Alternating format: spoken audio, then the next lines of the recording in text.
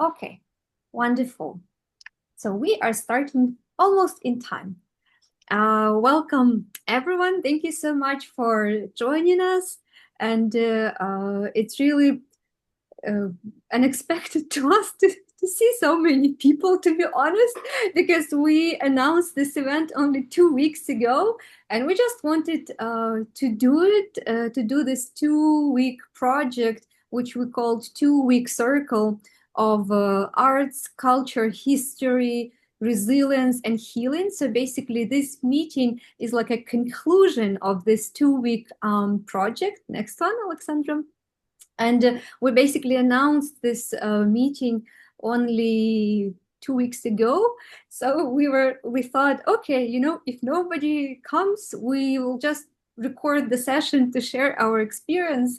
But actually, to have people joining us, for us, to be honest, it's a huge encouragement. So thank you so much for having this interest, and maybe also having a heart for Ukraine, for healing, maybe for hearing our stories. So for us, actually, it's truly a gift to have some people now with us, because Alexandra and I, this morning when we were working on the slides, we thought, okay, so if nobody comes, we would just do the recording in case someone wants to watch it later. So thank you so much for being with us tonight. And we also hope that what we're going to share today will be somehow of value to other people, other maybe even organizations or companies, institutions that are also looking for answers.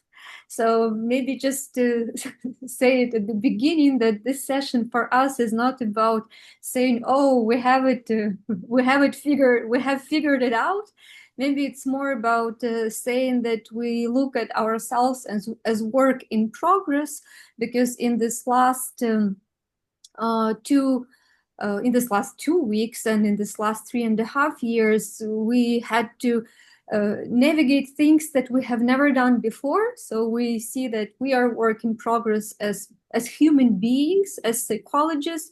Our center is work in progress, and what we would like to share with you today is our experience, how we processed it, what helped us, and what helped our Ukrainian communities. And we hope that it might be also of value to someone, and we would be happy to hear your comments, your reflections, your feedback, because one of the key themes that we identified for ourselves, because we're psychologists, we work with healing, right?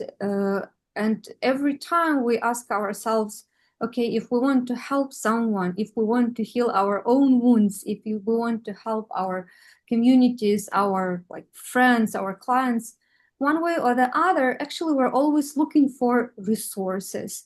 So today we will try to frame our sharing in such a way that, yes, we will show you the context that we operated in, but also we want to keep our intention and focus on resources, what can really help us. So this particular session is like a conclusion, as I mentioned, of this 2 week circle of culture, resilience, and healing. And maybe a very quick overview, what was this project about? My personal feeling is that it was totally spirit-led idea, because we came up with it very quickly, and then we put things together very quickly, and we used the 2 week circle model. It's something that we used a lot with our communities when we would take a theme, take a particular topic, and then for 2 weeks we're talking about it, like self-esteem or trauma or emotional intelligence or resilience. So we thought, oh, okay, why don't we take this 2 week framework and use these 2 weeks to share with international communities what we've learned, and also to share about Ukrainian culture, Ukrainian history, Ukrainian art, because this is actually one of our pillars of healing, and we will speak about it a bit more. So this was this project. And if you're on Facebook or LinkedIn, we want to put together like a little report of this after this project.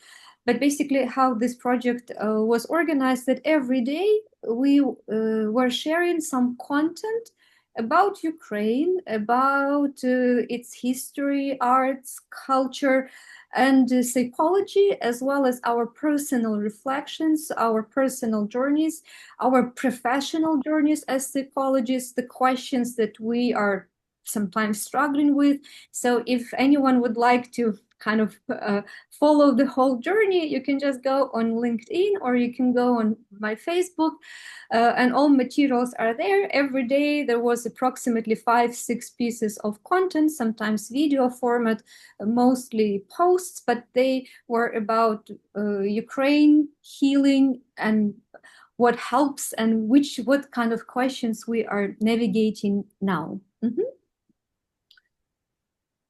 Have you introduced us? I don't know. Yes. A couple of words from myself. Hello to everyone. I'm deeply honored to be here with you today. My name is Alexandra Shimanova. I'm a Jungian analytical psychologist and co-founder of the Ukrainian Psychology Center, The Soul. And together with my dear colleague, Maria Vinnytska, we both are the psychologists. And the latest couple of years, due to current circumstances, unfortunately, trauma therapists and researchers of trauma, pain, grief, and loss. God knows, I would rather prefer to be a researcher of joy and happiness, of course, not a pain and suffer, but it is as it is. And this session, as Maria told us, is the culmination of our 2-week online journey, The Soul of Ukraine, Circle of Culture, Resilience and Healing, where we explored the intersections of culture, trauma, healing, mental health in the context of war. I should say some few words about our center. Our center, Psychology Center, The Soul, was established shortly before the war began in 2021. Although the war didn't start in 2022, because it was already a full-scale invasion. Prior to that, before, there was the criminal occupation and annexation of Crimea in 2014, and before that, almost 300 years of Russian occupation of our country, of Ukraine. So in the beginning of 2021, we worked offline, as you can see on this picture on the left side, and also online, and mainly conducted psychoeducational activities dedicated to raising awareness among ordinary citizens about their mental health. We worked to improve the quality of life of Ukrainians until we had to work on survival. In our work, we have always focused on the core of a person, their soul. We can identify several levels of this work with the soul. At the level of each individual, at the level of the family, at the level of a couple's relationship, at the level of the community, and then at the level of the nation, the country, and even all of the humanity. Also. And after that, Maria.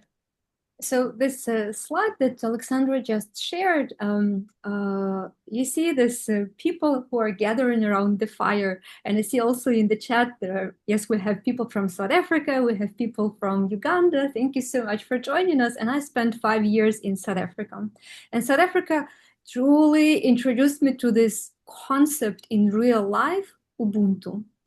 And I remember also when the full-scale invasion started, I had like a kind of a dream, and I shared it with Alexandra, as if we are in our team. We're a small team. We are 5 people. Sometimes we have more people, sometimes, but usually like four or five is the core team. And I remember I had a dream as if we are kind of hiding under the blanket. Oh, do you see me? Or I think my camera is off. Okay. Um, You're hiding under the yeah, blanket. now I'm hiding, now I'm back. Yeah, so I had a dream that like kind of we're hiding under the blanket, our small team. There is there is a candle, and then like Alexandra is reading some stories, and we are like reading some stories, and we're just trying to keep like all together, to have that a little bit of sense of community and that light of the candle. And we often use this image with the people sitting around the fire, and it has become quite symbolic for us because since the beginning of the war, definitely this is what we've been trying to do all the time. And for us, this fire in the middle is human soul.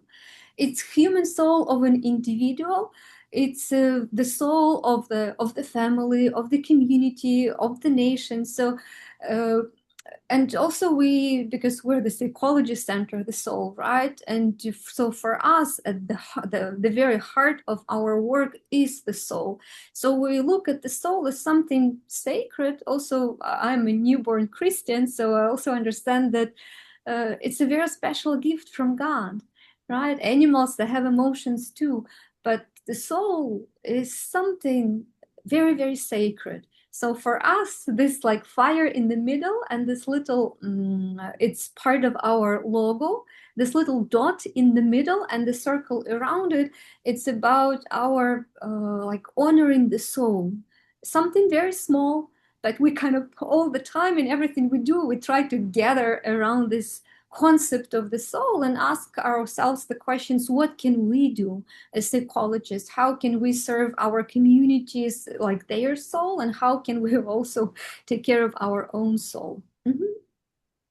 So as Alexandra mentioned, we have the timeline of our work that goes that started before the war. So we started working 1 year before the war. We didn't know that the war would happen. Basically, we gathered together as a community of psychologists in February 2021. So this was our year one. And you could also see on the previous slide that we were running some live workshops, events in Kiev, and basically, let me put it this way, had a normal life, thinking about like normal questions that usually people think about when they are just navigating their peaceful life. I don't know, about work, career, projects, what can we create together, like go into interesting places, go to the concerts. So we had the experience of working together and working with the Ukrainians as psychologists before the war. But definitely our season of working as a psychologist after the war is much longer. It's been already 3.5 years of this season.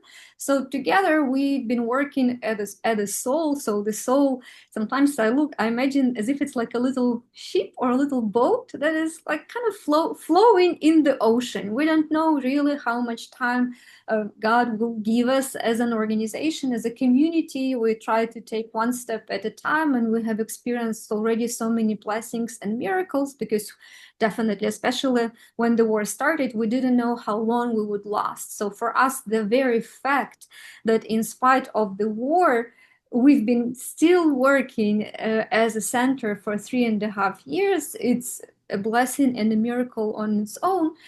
And yes, definitely for us, it was a big turning point, this February 24, 2022. So this turning point was a big turning point for us individually because we are all from Ukraine, all our team members. So everyone got affected one way or the other. Alexandra has also her story, which is truly, I think, a story of horror, but also a story of miraculous survivor, how she escaped from Bucha, and we shared this story as part of our 2-week project. So when the war started, like everything changes, like everything changed for everyone, like absolutely radically. And none of us was prepared for such an experience. We also went through different phases of shock, denial, just being terrified. It was just it's actually still hard to describe actually how I think we all felt, but definitely it was overwhelming. This was very clear that this experience of war became overwhelming. And still, we, going back to the metaphor of hiding under the blanket and having that little candle, we were still trying to figure out what to do. And because there was already so much destruction around us, and to put this image right here, like going to war with myself. And when there is war around you, it actually gets into you. And this is maybe also one of the biggest difficulties, because there is so much of it around us. Yes, I have been outside Ukraine for quite some time. Alexandra is in Europe, but a lot of our friends, family members, colleagues are in Ukraine, and we're still reading the news. So kind of the war is constantly our background, one way or the other. And we worry about, of course, our loved ones, and we worry about our country. So I guess one of the biggest questions in general we're navigating now, how to protect our own souls in the middle of the war, how not to get like consumed by the rage, by the hatred, by despair, because definitely there is so much of it, and it gets into your system, and it stays there unless it gets healed or processed. So this meeting, what we wanted to share with you, yes, a bit of our context, which is the context where we operate, in which we operate, right? And we cannot be separated from the context, because our, I call it context, right? The work context, it determines pretty much what we do and how we do and how we navigate our work. But also we started realizing that maybe things that we have learned, they can be also applicable to normal life. Because one way or the other, losses, grief, pain, challenges, they are all kind of universal experiences. They are part of being human. And we wanted to share with you what helped us. And we also hope that our experience from the war context may be also useful to people who are in general navigating some painful seasons in their lives. Mm-hmm. And today, as you can see, it marks the 1,242nd day of the war since the start of the full-scale invasion. More than 11 years have passed since the violent annexation of Crimean Peninsula. And throughout this period, every ordinary person in Ukraine has been living in the context of war. Here on the right side, you can see today's photo of my friend, close friend from Odessa. She lives in multi-storied building with her 2 children, and every night they are going to sleep under the sounds of those zzz, but those are not mosquitoes, they are drones and shaheds who are currently like hunting for people. So it's the true photo from my WhatsApp I received today's morning. So Ukrainians live in these everyday contexts of war, not in the normal life. And that is under conditions of constant threat of life and lack of peace.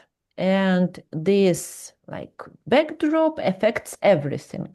It permeates all our lives. You can see just the regular emotions people are facing through the everyday context of the war. So we can see those emotions of farewell. People are saying farewell to their beloved ones. And also those are emotions of encounters. Those are the people who are fleeing from the country and then again see their relatives. And this is also the regular context of the regular life when children are playing on the tanks, on the armor, and it's the regular basis of our life right now. And those are also the true photos from the current events in Ukraine. And we can see this huge event as a war. It resembles some huge typhoon or tornado that sweeps away everything on its way. This typhoon tornado constantly affects us and influences us, of course, in a bad way. You can see like a small person in a very, very big situation. And despite the fact that the current experience of this great event is specific to Ukrainians, I'm sure that you too might have been experienced total helplessness, despair, loss of strength and self-confidence in your life when something terrible and horrific happened to you, for example, losses, traumatic situations, shock situation, danger, etc. So our experience in wartime is also applicable for universal experience. The context we are talking about in our case, war, is a universal sense. Any significant event that bursts into your life and proves to be greater than you, like on this image, in terms of comprehension, understanding, and processing, often a bad event, provokes many different emotions and experiences in us. In essence, the same typhoon or tornado becomes packed inside of us. And we experience all these feelings depicted in the picture. We become all of this. And this can be an universal experience for any traumatic event. It's just that Ukrainians are currently experiencing this to the maximum. On a scale from 0 to 10, it's 10. And usually traumatic events have more or less beginning and the end. And ours is unknown when it will be ending. And under those conditions, we are constantly searching for answers to the questions. How to deal with all this, how to cope, where to find resources, how to process difficult experiences, and how to deal with powerlessness and helplessness. And predominantly we work with women because in the war situation, men have to join the army or be able to join the army. And in general, women are more inclined to work with a psychologist or seek counseling or join some community or support groups. Although since the beginning of the full-scale invasion, definitely especially men, those who served in the army, they need a lot of help. And there are also some organizations and therapists who are working with men as well. Those who have gone through the war zone, there is a lot for them also to process. So just also for you to get a sense who are the people that we work, it's usually women. And it's women who are in Ukraine and who are outside Ukraine. Because if you sometimes, if you followed the news maybe, and if you saw some numbers that because of the war, the war has caused the biggest refugee crisis since the World War II. So they say that estimates at the beginning of the full-scale invasion between 6 to 9 million of women with children left the country. It's a huge number, right? So, and they left the country not because they wanted, not because it was their dream or desire or plan, right? We understand that sometimes people do want maybe to immigrate, do want to create or start a new life somewhere else. But this was definitely not something that they did by choice. Sometimes it was because your house was already destroyed, or Russian troops were already in your village, in your town, or you are scared and you just pack what you have, and in 2 hours you are on the run somewhere. With your savings, without your savings, with your backpack and a suitcase, or just with your backpack. So a lot of women has been deeply, deeply traumatized. And yes, those who are in Ukraine, they are definitely experiencing constant life threat, right? In this last days, the average number of drones and missiles that Russia is sending to Ukraine and targeting Ukrainian cities can be like something around 700, right? And each drone has a potential to destroy a building, a house, a neighborhood. Yes, because of the air defense system, they get intercepted, but not all of them. So there is really like those who are in Ukraine, they're constantly under threat. But those who left the country also have a lot of psychological, social challenges and struggles. But basically, one way or the other, if we look at our experience as psychologists that we've gained in the last few years, it was predominantly focused on losses, because everyone, uh, probably really everyone in Ukraine, experienced some kinds of losses, tangible losses and intangible losses. The scale can be different.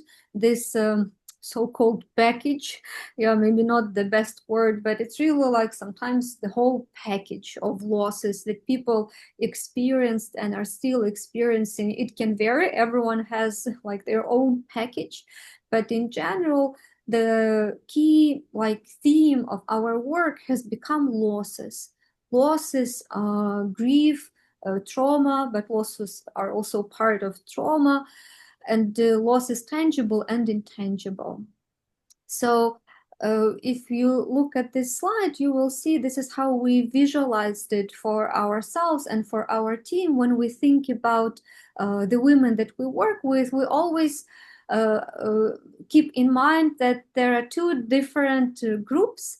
One is a group of women who are in Ukraine, and for them it's constant danger, like daily, every day, every night. A lot of them go to the basement, hear the air sirens, they may see the explosion or devastation in their neighborhood.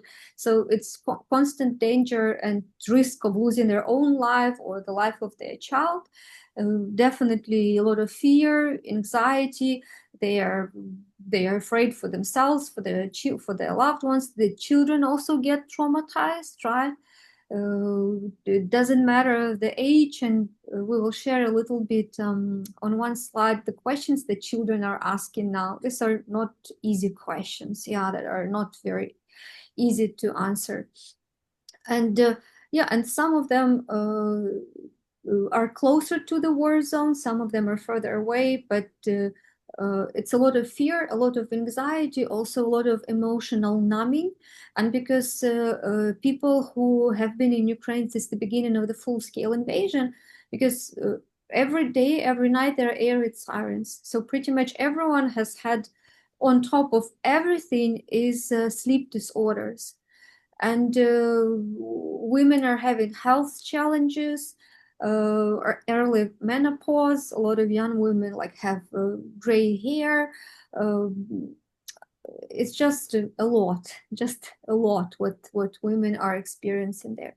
And those who are in other countries, right, they have their own struggles and challenges. Yes, they may not have that physical threat or physical danger, but for a lot of them, it's not easy to adapt to a new culture, a new country, not easy to learn new language.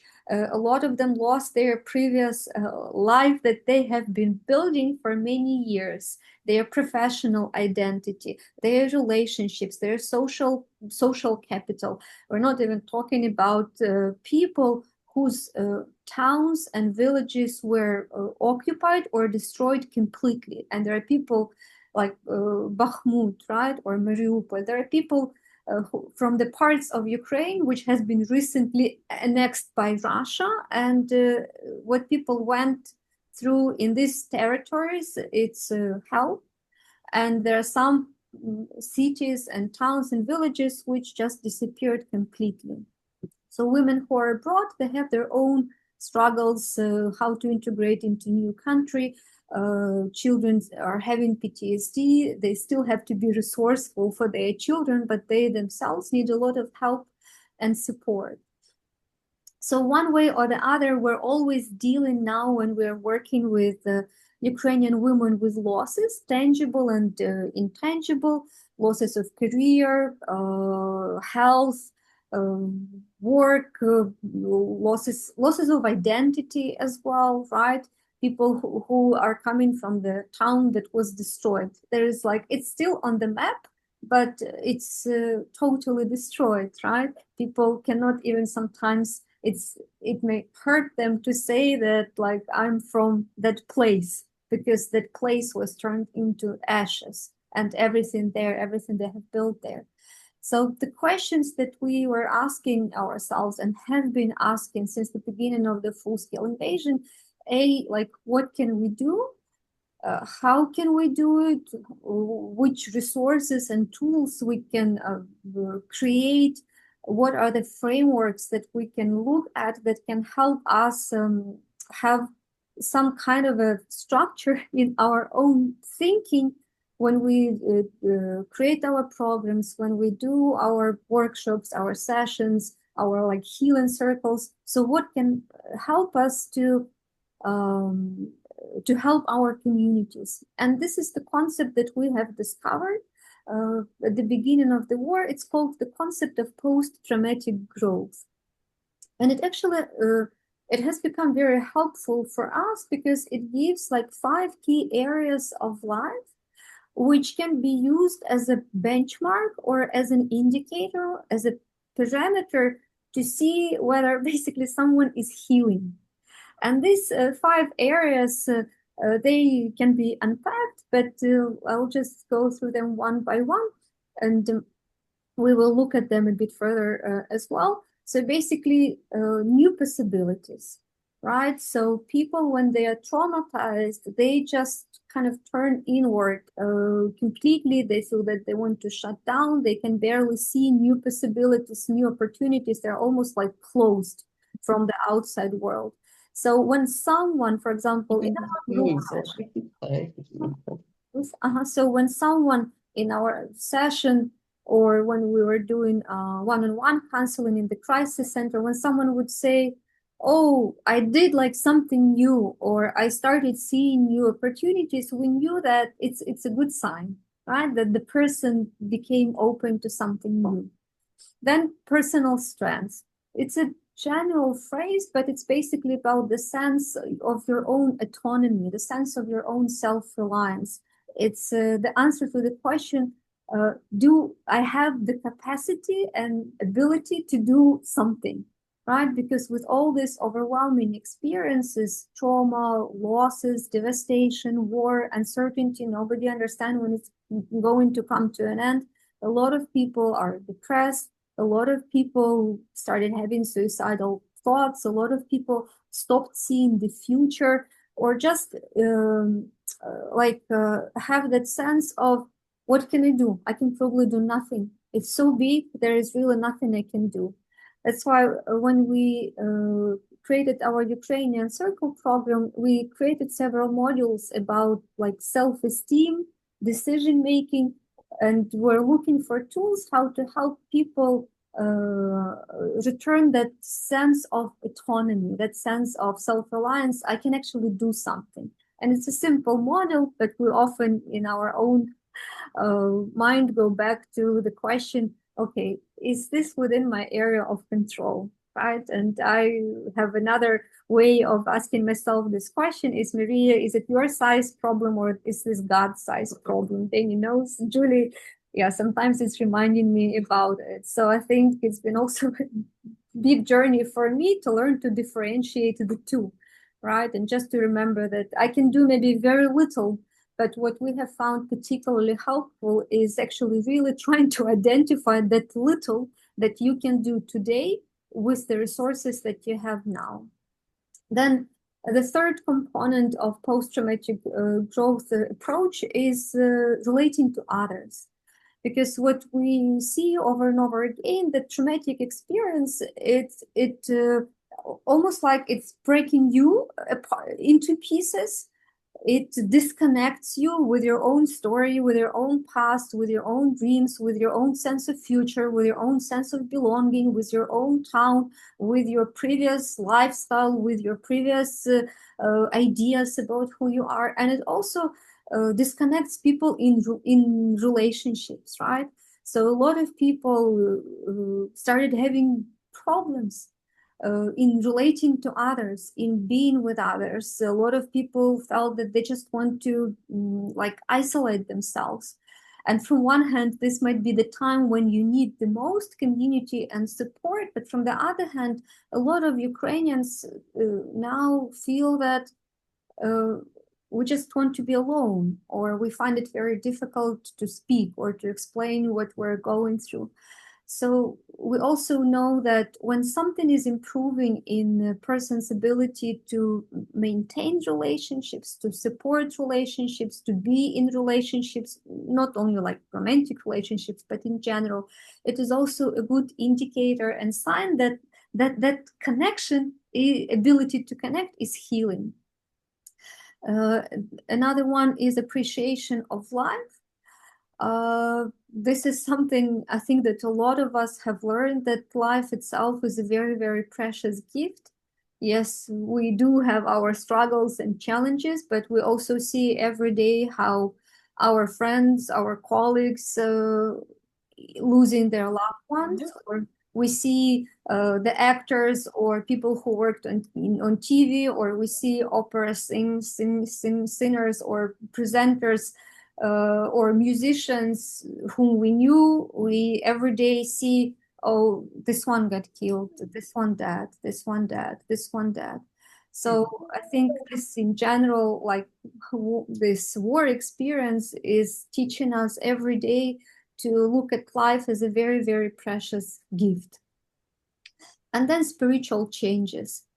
Uh, this is something what Viktor Frankl wrote in his book. I guess we all can relate to it, that we as human beings are meaning making and meaning creating creatures. We need to make sense of things. We need to somehow like create meaning and have that sense of meaning, or find that meaning.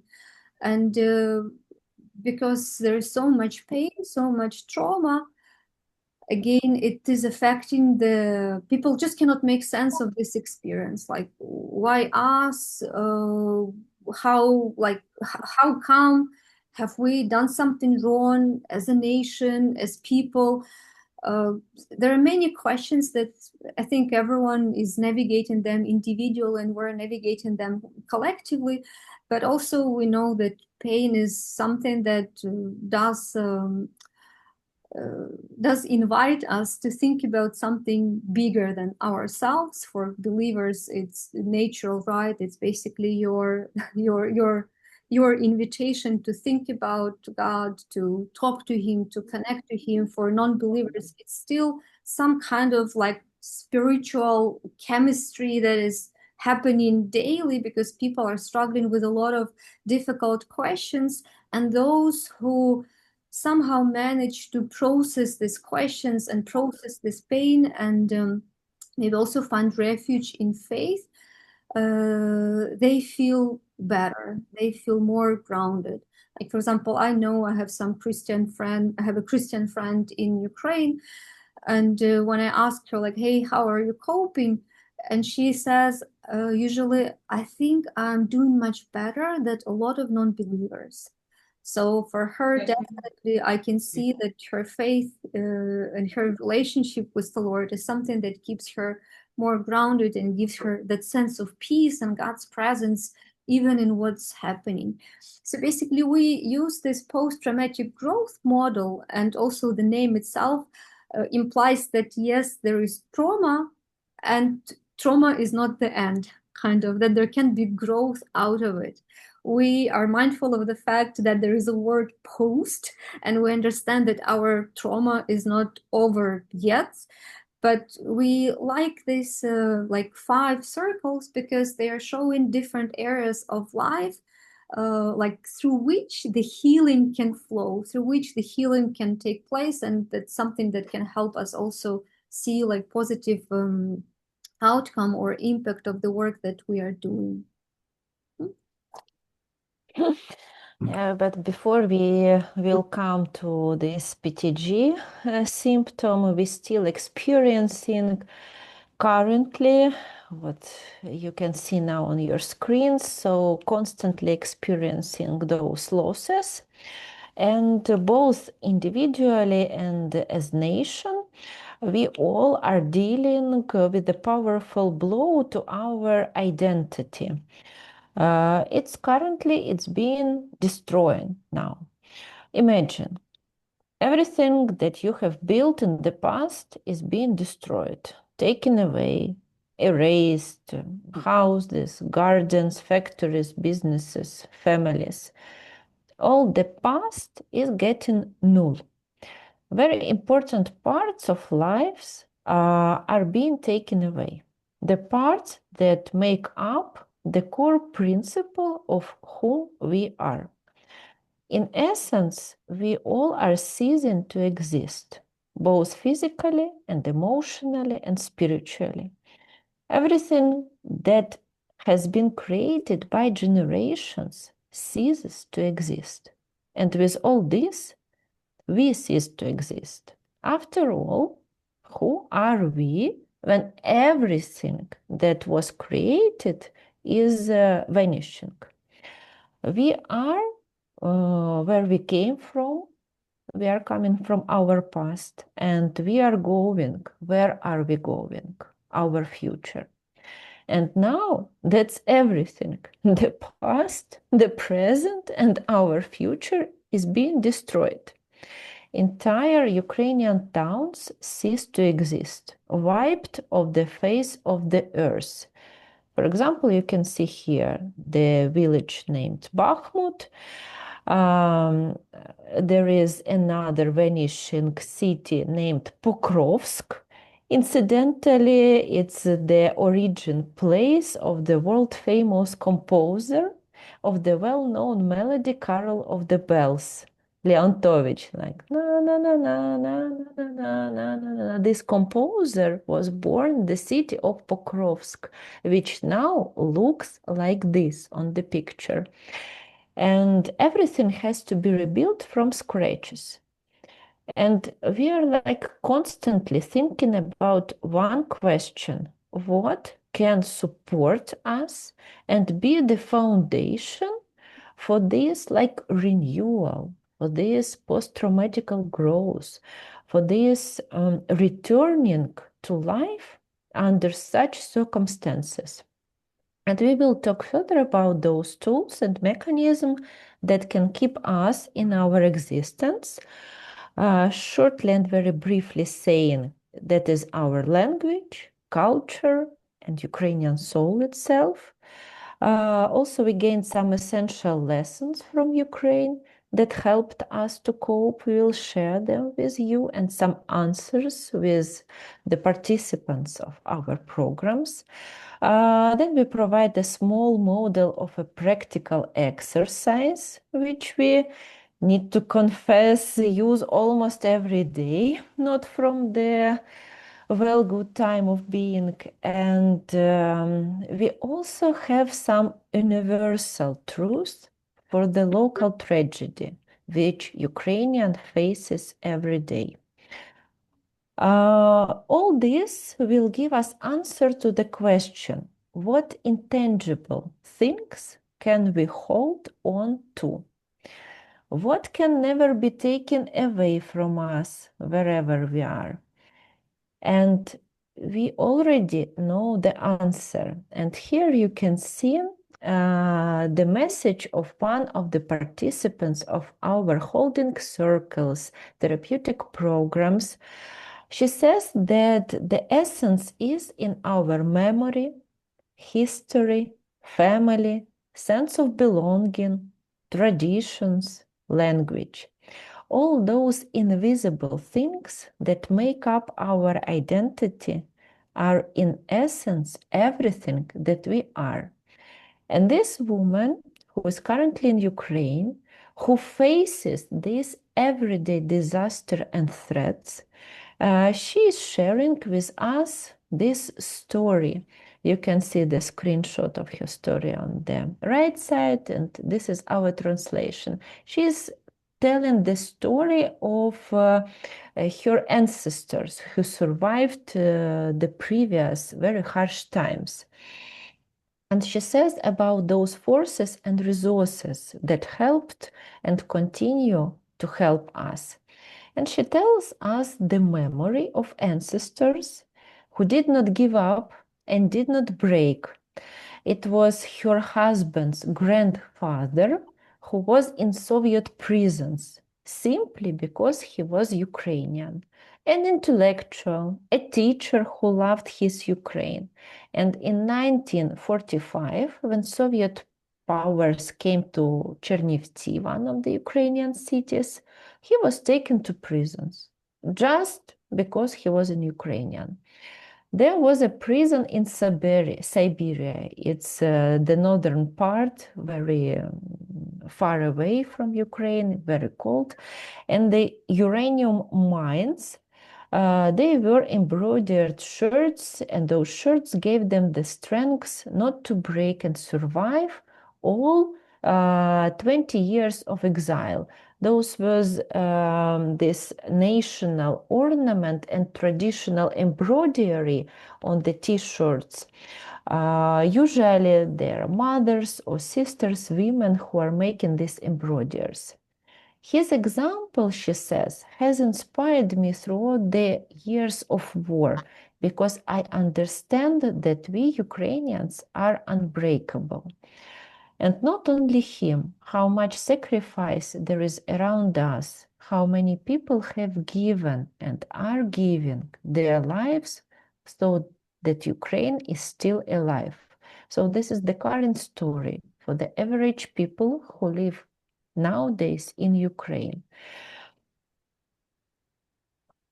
So that is why this preserving of Ukrainian culture, history, and this historical memory, it's one of the fundamental principles of all of our therapeutic programs.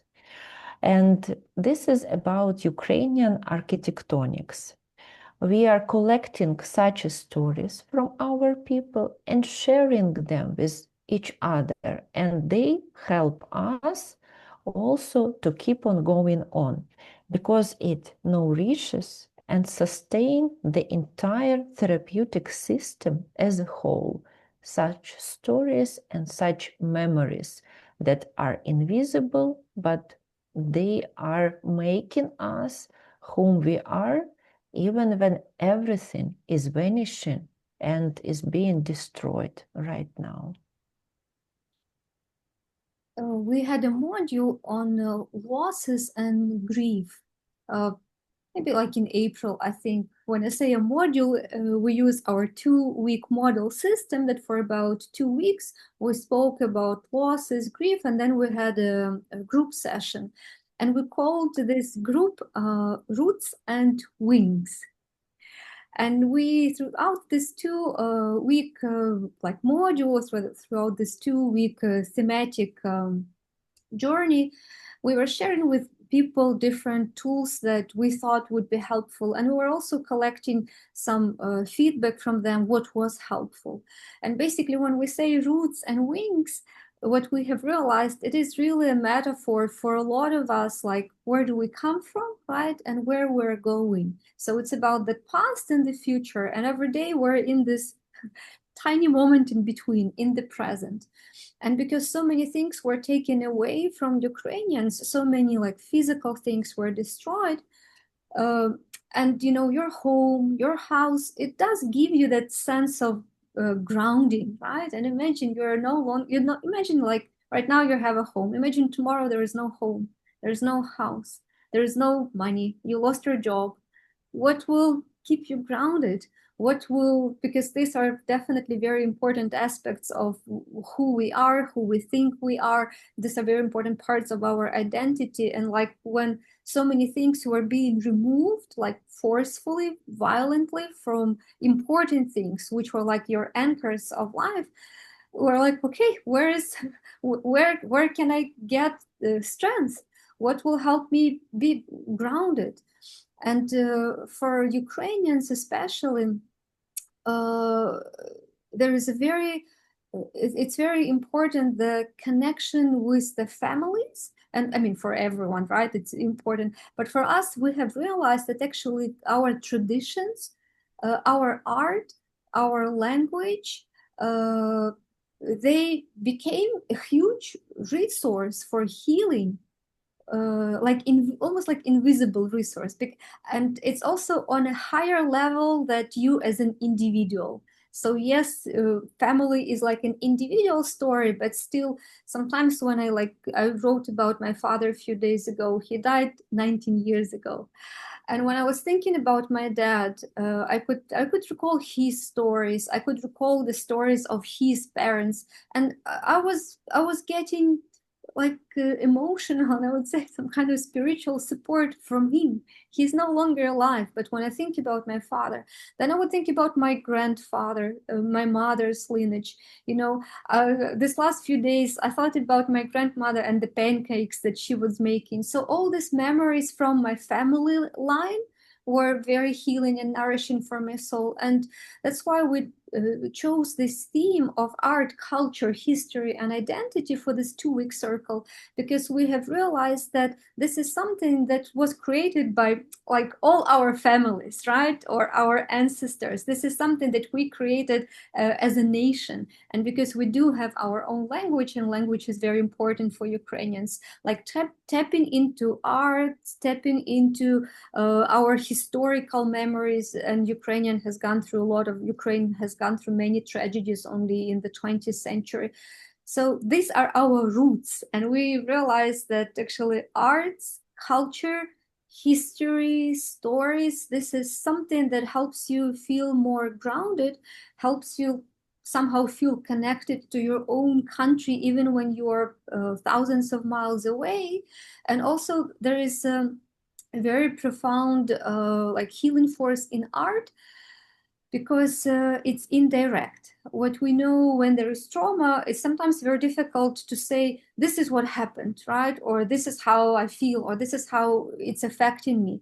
But when we're looking at art, especially or poetry, when we read poetry written by our poets, when we read something written by our writers, when we look at the paintings that were drawn from the villages in Ukraine, or, like some landscapes from Ukraine, somehow it heals our hearts, and it gives us that sense of connection. I mean, this is not, I don't think that we have like reinvented the wheel. I mean, art has been known, for centuries as a healing tool, but I think that now we're experiencing ourselves how it works and how it helps us and our community to process what's happening, also as the opposite to war and devastation, to look at creation, right? Because there's so much destruction. And when we look at art, when we look at paintings, when we look at read poetry, when we listen to Ukrainian music, it indirectly heals our souls and helps us feel connected as communities. And also our roots, definitely, it is something that is particularly painful for Ukrainians, because we have experienced, Ukraine has gone through World War One, World War II. We're just talking about the 20th century, not even looking few centuries back, because Russia definitely has been on a mission to destroy us. They really have done so many things that 100% can be qualified as genocide. So this is not the story that started like 3 years ago or even 50 years ago. So there has been like many, many, many, many historic events that are saying Russia has been on a mission to destroy Ukraine as a country, to destroy Ukrainian identity. So we know that because of that, we as a nation have gone through many like transgenerational trauma, and we have been like kind of victim in a way for many times, and we were not even allowed to speak. For example, like we wrote in this last 2 weeks about Holodomor. This is an artificially created famine in Ukraine, which is known to be the breadbasket of Europe. It is orchestrated, this planned, orchestrated, implemented by Stalin and his regime. Like millions of Ukrainians were starved to death. Ukraine with the most fertile soil. And it actually happened not so long ago. It really, like 1932, 1933, there might be even some people who are still alive who were born there. My father went through this season, right? He was still very small, little, but still. So, and then for decades, we were not allowed to speak about it. So, this is also the pattern that we see, and this is the pattern that we see like from Russia, right? They always try to silence the Ukrainians about the traumatic experiences that we have gone through. And we really hope and we pray that this time it's going to be a different story, that finally we will be able to break this cycle of being killed, of being basically the object of genocide. That's why for us is also important to speak. There is part of us that wants just to be quiet, silent, numb, and maybe even depressed because of what's happening. But from the other hand, we have seen it through uh, generations how Ukrainians were silenced. And we know also that trauma, if you cannot, because words and language is also something that helps us process experiences, make sense of experience, something that helps us process trauma. And if we look at psychotherapy, there are different schools and approaches, but a lot of the approaches are actually so-called talk therapy, right? We talk. This is how we process it. So what we also believe why it's very important for Ukrainians to speak now, because this is our way of processing what's happening. We are doing the opposite of what has been done for many decades. Like we do this to you, we can kill you, like by millions, and you please keep quiet, right? Like we know this Holodomor, this famine, for many years. Nobody was allowed to speak about it. You could go to jail during the Soviet Union if you would speak something about Holodomor, about the famine. And it's only in early, I think, 2000 that one of our presidents, Viktor Yushchenko, finally brought it to the attention of international community, and it was recognized by different countries as man-made artificially created famine in Ukraine. And now we have a museum, and you can go there and you can see these books from different regions of Ukraine with like thousands of names, people who are starved to death in Ukraine. So for us, part of our like healing journey as a nation and part of our like healing work as the soul center is creating spaces for people to share, to speak, to share their story, to share their experiences, to find words, how to express, how to name what they're going through, because it helps a lot with this meaning making. It also helps with processing, and it helps for people to feel that, hey, I'm actually seen. Someone cares. Someone wants to hear my story. There is a place I can go to. There is a space I can go to kind of offload it. That's why we really treasure our community on Telegram. We currently have like 570 plus people in our Telegram channel, and we are pretty much in touch with our community daily. we share some podcasts, we share some videos, we ask people questions like, hey, how are you? After like huge missile attack in Ukraine, we know that a lot of them are in Ukraine. We can also just text some, share something brief like, hey, how are you feeling? Is there anyone in Kharkiv, or is there anyone in Lviv? Yeah, and although we cannot solve the problem, we cannot stop the missiles, but at least when people write in the comments like, hey, I'm okay, yeah, but it was like very loud, or it was scary, or today was a bad night, we cannot solve it, but at least we can create space where people can say it. And kind of our mission is to take care of this space and spaces, and um, try to maintain these spaces so that more people can have this like healing spaces where they can come with what is truly happening on their hearts, on their minds. We're not there like to teach them like, oh, this is what you feel is wrong, right? You feel what you feel. If you are terrified, you are terrified. If you are scared, you are scared. If you slept the whole night in the basement with your three children and you are in the morning totally you don't understand who you are and you feel rage, it is what it is. So we see in our work it's important not to label people's feelings, not to judge them, not to tell them, oh, this is right, this is wrong, but more like create the space where people can come, know that they're welcome, that we're there for them. We actually have like a sometimes we post on our Telegram a message that is called I see you. It's just called I see you. And we invite people to say, hey, if there's like anyone who needs to offload something or to share something, you can put it in the comments, and we are not here to judge anyone. And if anyone feels like just writing under this message, like I see you, just for people to let them know that I feel seen.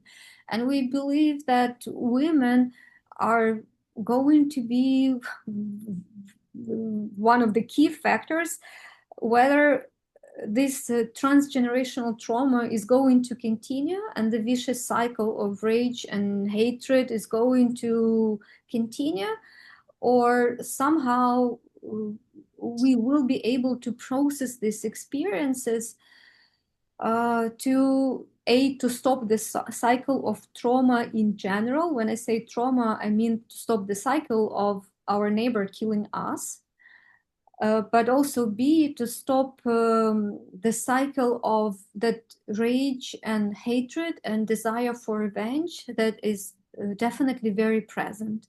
And I also think that we cannot judge people for that, because it is a natural response when someone is there to kill you and your family and your children, and you've been experiencing it in the daily. You just want them to be dead too, right? Just to preserve your own life. So again, this is like maybe a big question. We don't have the answers. We also will speak about it a little bit later, that there are tools that we can use from a psychological perspective, and there are like faith-based tools that we can try to use or offer to people. But it's a journey for us, and it's a journey for our communities. But definitely we understand that women are going to play the key role in transmission or prevention of transgenerational trauma. And the level of resources Ukrainian women are going to have now are going to determine A, how much they can support their children, B, how basically how much they can support themselves going through this, and what's going to happen in the next generation or in the next generations. Mm-hmm.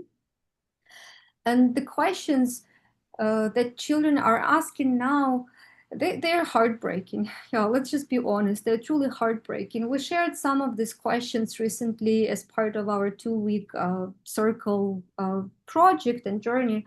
Like children of different age, 6-year-old, 9-year-old, 12-year-olds, 5-year-olds, especially those who are in Ukraine, right? These are very real questions.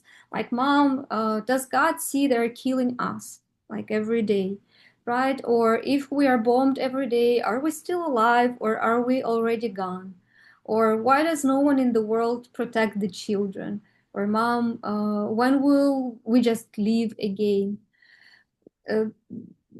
These are There are many other questions, and these are very real questions that children of different age are asking their mothers, and the mothers don't have the answers to these questions.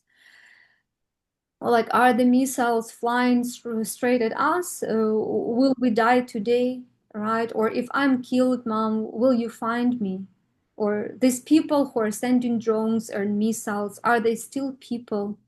Why do they want to kill us? Do they have children too? Have we done something wrong? Does God love us? Is there a God? If so, why he allows this to happen, right? Or why he wants us dead, or why he doesn't stop it? Like, will evil ever be punished, or is it always stronger? In our center, our operations manager, Yana, she is in Ukraine, and she's the mother of 5 children. So like today, right, we have some plans, we're preparing something. I think in general, Yana is coping very well. Yeah, let's be honest. And I pray for her and her family every day. I think that somehow she has an incredible resilience, and it's just really such a blessing and such a gift. But like, imagine you're a mother of 5 children and there are like missiles and drones attack daily. I honestly don't know how she does it, but what I can imagine that it must be really very hard, not only to physically survive, but to maintain somehow somehow your own sanity, having these questions maybe also asked from her children, not being able to answer them, and still be there for her children, take care of them, protect them, nurture them, love them, do the work. So it's just very hard for a lot of Ukrainian women right now, and we hope that we are making at least some contribution to support Ukrainian women, to make them feel a little bit better, a little bit more resourceful. Mm-hmm. And you can really ask us why we are so concerned, why we are so obsessed with this transmission of transgenerational trauma, why we are keeping those questions of children, of mom.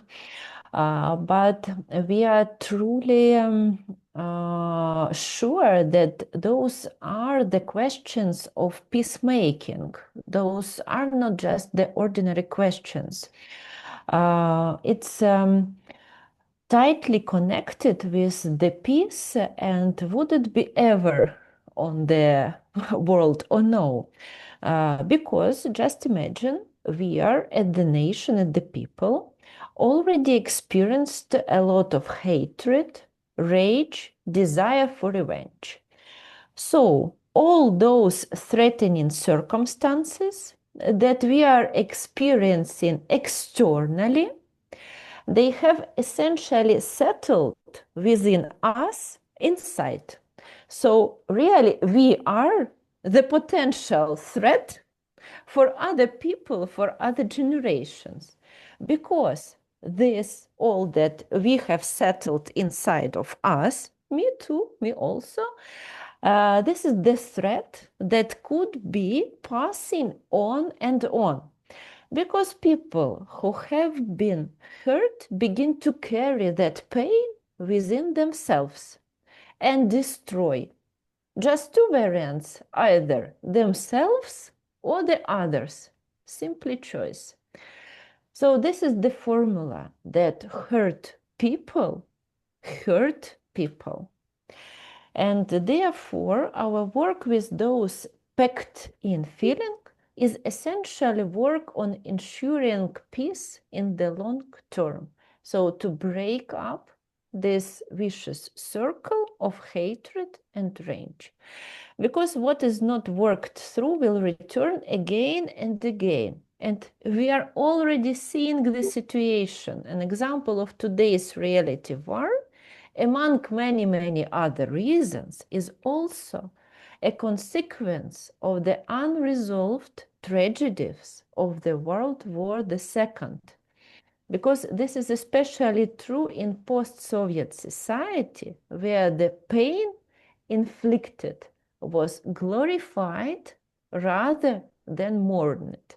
And today we all see that those heroes of the previous war, they were infected with this rage and hatred, and the second generation of people need like somehow to evacuate this rage and hatred onto their neighbors. So that is the consequence. If we will not be dealing with this nowadays, it will continue, right, really circle. So there is still a lot of work to be done. We are a psychology center, and this is how people know us, as psychologists and as a psychology center.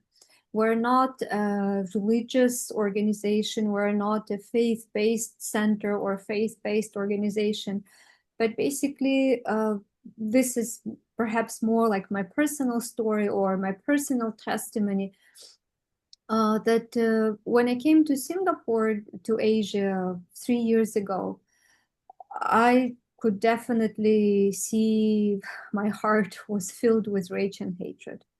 Yeah, I spent about 4 months. I spent 4 months in Ukraine when the war started. So these events have affected me a lot, physically, mentally, spiritually, emotionally. I also understand now that that kind of rage response might be almost like an instinctive response, because if someone there, and this is not a figurative language, right? This is literal. If someone there is trying to kill you, if someone there came to your house, to your place, to your city to kill you, you have to protect yourself, right? If you want to live. So, and to protect yourself, it's like a physiological, neurological response. You need to fight back, right? Or you freeze, right? Or you just become the victim. So in a way, we also understand that kind of that anger, rage or hatred or aggression is actually a survival instinct. People, if don't have it, they will not be able to go to the war to fight the enemy, to protect their own households and their own families, and basically, right, protect their country and their land. So we also understand that this is from one hand natural, and I have not been like in the red zone, I mean in the war zone, but even the experience that I've had being in Kiev, right, air raid sirens nonstop, lots of sleepless nights, seeing my colleagues leaving Bucha, then like seeing these mass graves in Bucha, people got tortured, killed, raped like 30 kilometers away from Kiev, right? And we were sitting with my neighbors and talking, hey, how would you prefer to die? What would be the best death for you? How do you think? And I think we all came to a conclusion in general. And when we also spoke about it with my colleagues, that definitely a quick one, fast one, and not to have to interact with a human being that comes to torture you, right? So I think that just kind of having all these thoughts and these experiences in the first 4 months of the war as I was in Ukraine has put enough of hatred, darkness, rage. Like it was just the whole scary package that I brought with me when I came to Asia. I didn't have a place to process it, to digest it. I didn't have a lot of like places to kind of evacuate it. It's put inside you, and these events are so big that you can really, you just cannot cope with it, right? But it goes all inside your system, inside your mind, your heart, your soul. So I also remember like first few months in Singapore, I felt so irrelevant to the peaceful context. No, because my mind operated in a totally different mode, that hyper vigilant, like the sounds, the peaceful sounds from one hand were wonderful and healing, but from the other hand were very disturbing. How come? how come like it was like a split in my own, I don't know, brain or neuropsychology. But so I know I have experienced a little bit. 4 months is not much. And I know that there are so many people who have been in Ukraine since day one up until now. So it's almost like it's 3.5 years. And I understand that their brain, their heart, their mind operates totally different. After 4 months, I was already like filled pretty much to the top with that rage, hatred, and darkness. And I didn't know what to do with this like volume of this darkness. And I'm very grateful to Danny, to Julie, to Christian community that I have experienced in Asia. Uh, Somehow, all these people, Christians whom I have met personally, they have brought me to God. And I became a newborn Christian in Singapore. Last year I had my reaffirmation of baptism. As I said, definitely I look at myself as work in progress. So it's a journey for me, but I have personally experienced a lot of healing through my faith and through the community of faith. So because this is something that I have experienced, definitely I have seen so much, I have witnessed and went through so much healing work that God has done in my own heart, that I don't have an answer, but I hope and I also pray that somehow we will be able to integrate psychology and faith and to offer people, how to say, like a variety of tools, right? Or like a broader toolkit. For someone, it may be not like relevant right now, right? Some people say, oh, no, I'm not interested in religion, or I'm not interested in God, or I'm not interested in faith. But for some people, and we have seen it actually just recently, we started hosting Pray for Ukraine meetings. We had 2 meetings this year. And before this last session that we had, for the first time, we shared with our community in Telegram chat, like, hey guys, this is what we're doing. We have some Christian friends, we have some people who genuinely care, who are praying for us. These are English speaking people, because these are our English speaking friends and and our friends and partners. So this event is in English. So if you can, if you want, and we didn't plan to have the translation, you may join us. And also, if you have some prayer requests, if you're a believer, or maybe you're a pre-believer, or maybe you're not a believer, but if you have some prayer requests, this is the Google form. You can put your prayer requests there, and we will also pray for you and pray about you. So it happened for us, like for the first time, I think a month ago, when for the first time, like kind of openly in our Telegram channel with our community of 570 people, we shared this more like faith-based approach as an invitation. So we tried to be as respectful as possible. We said that yet we're still psychology center, we remain a psychology center, but there is another part of our life that is evolving. And if you feel that it can be somehow beneficial or useful for you, we also would like to offer you this space and this possibility and opportunity. So I think for us, it's going to be a journey, how to combine these two, how to combine these two areas, or how to integrate them, how not to lose people who know us as psychologists, so that we don't like become now we are church, right? For example, or we are a religious organization or groups. And also we don't have definitely we don't have so much experience yet, but I feel that this is my personal journey, and I'm also a big part of the center, and I want to continue my own healing journey with God and through my faith, and also hope that the Lord will reveal us the most gentle, caring, and loving ways how we could also create this faith-based spaces and opportunities for people to encounter healing through God, because it's a different kind of healing. And psychology is wonderful, absolutely love it. And there's so much to learn there. And there's so many wonderful things that we can use in our work and practice. But I think that, yeah, at the end of the day, our Heavenly Father created everything, including psychology. So psychology is only one of the ways to do things. And also looking at the scale of our trauma and losses in Ukraine, it feel and that understanding that, hey, there is now very, very high risk and potential of transgenerational rage, hatred, and this cycle.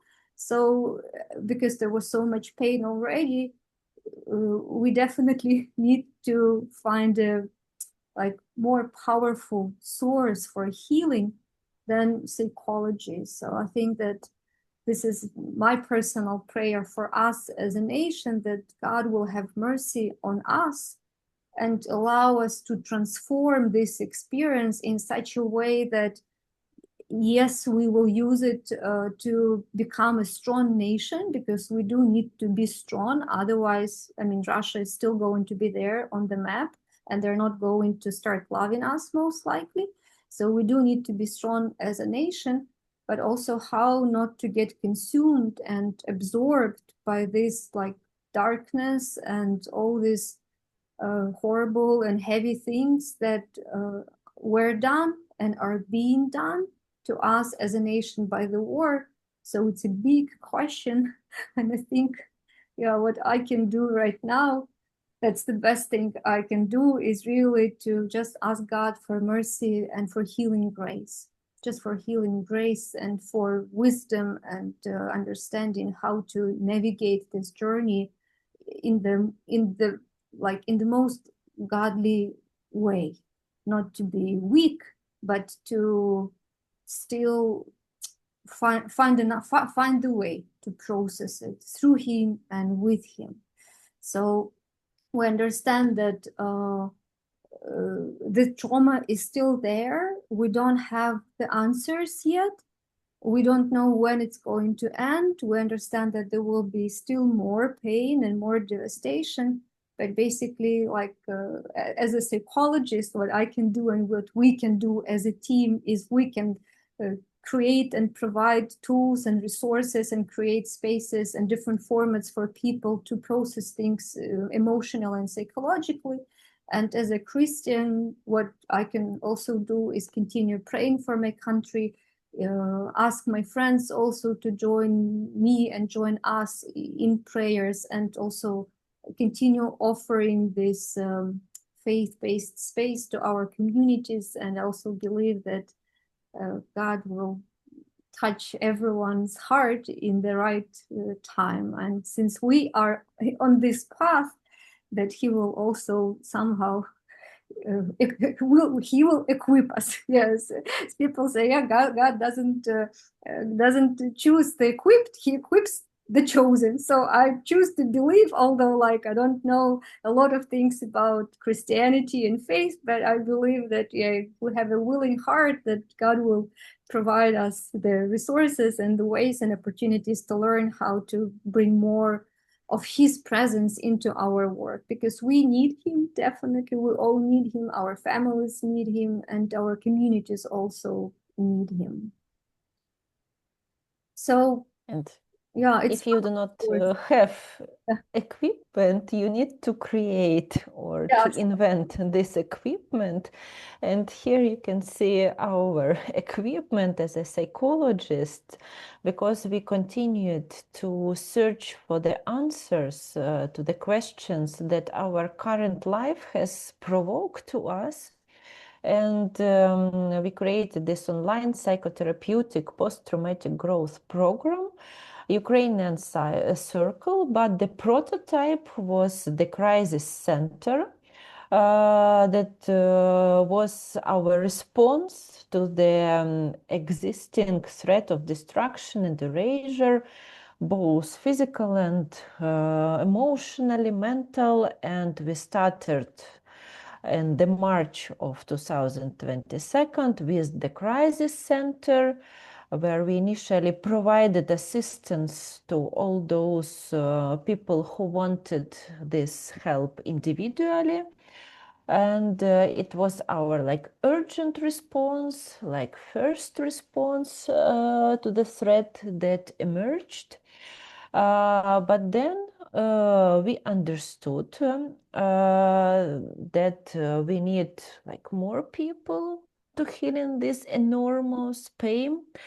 And we reoriented to group support in order to ensure the opportunity to provide this help to as many Ukrainians as possible, and also to use this group container to absorb, to process, to transform all those emotions and feelings that you've already seen on your screens, that we were packed with everything.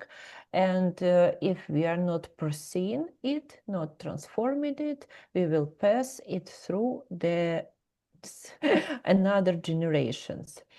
So the content and modules of our program were built in a such way that it meets and resonates with the needs of Ukrainian women, first and foremost.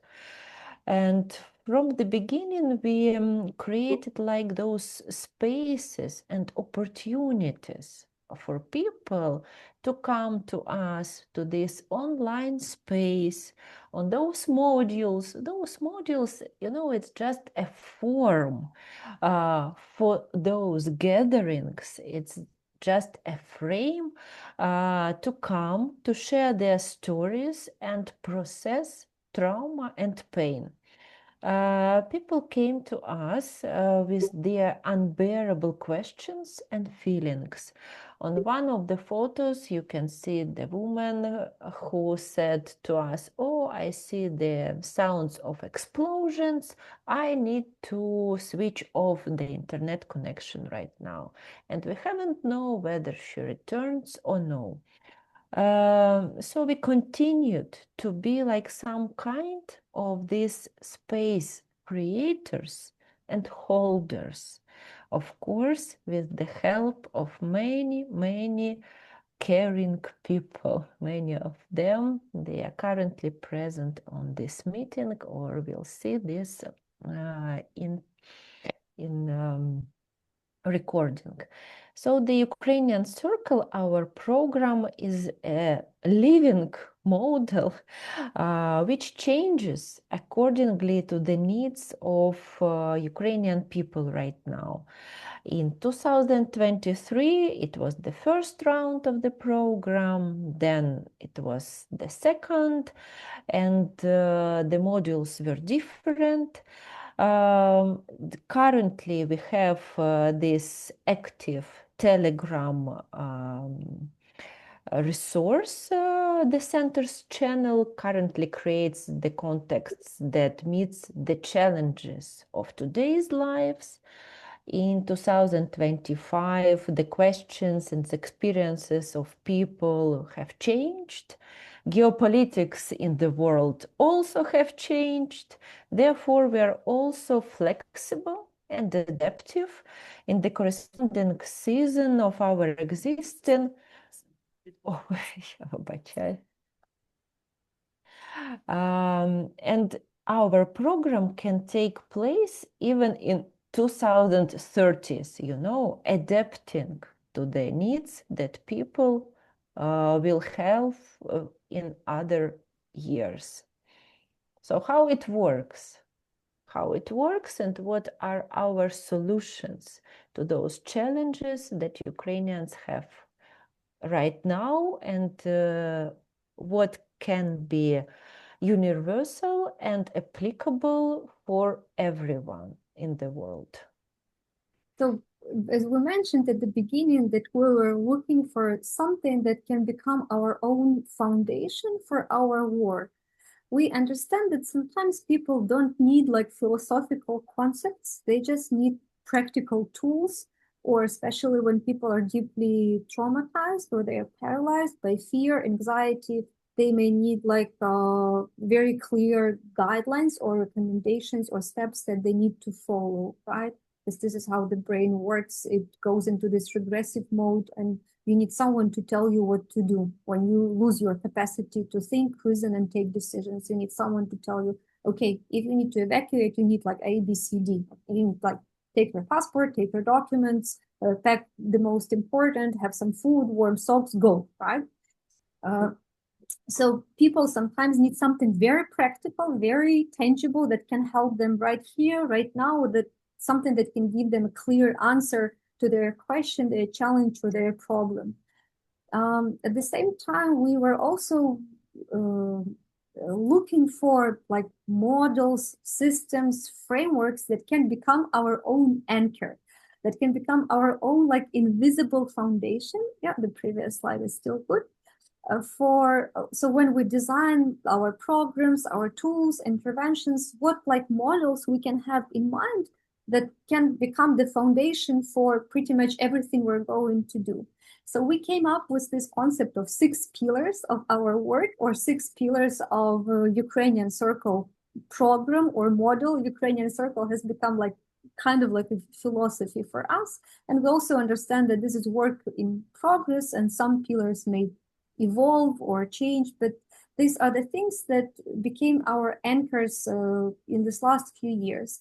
The first one we mentioned, Ukrainian architectonics, right? And architectonics is a strange word, right? It's like, it's neither architecture. What is it? So it sounds actually quite beautiful in Ukrainian. To be honest, I'm not sure how understandable this word is in English, but when we say Ukrainian architectonics, this is for us what means that it's our programs, our approaches are designed for Ukrainians by Ukrainians who understand the culture, the cultural context, the history, the language, the arts, and we use it as a tool and as one of our pillars, right? So this Ukrainian architectonics, it is about culture, arts, history, language, identity, something that is kind of much bigger than on the individual level, on the level of family, something on the level of almost like national archetypal level, which can become also a source of strength. So one of the pillars is Ukrainian architectonics. Another one we mentioned is post-traumatic growth, right? So we use this framework to also understand, are people getting better? How can we measure it? How can we help people also understand whether they are getting better, or what are the areas of their life they can try to get some improvement? So the second pillar is this post-traumatic growth. The third one is we try actually to use basically everything that works. And even in our center, we had some other psychologists, other colleagues who come from different schools of psychology. Because I think that when the war happened, it was not the time for us to have philosophical and academic debates. It was the time to like use everything and anything that can work. You are like a psychodynamic therapist, kind of great. What can you bring to the table? Okay, you understand that there is a conscious and subconscious mind. How can we use it? You are an art therapist, wonderful. Let's use these resources and tools to help people heal and process.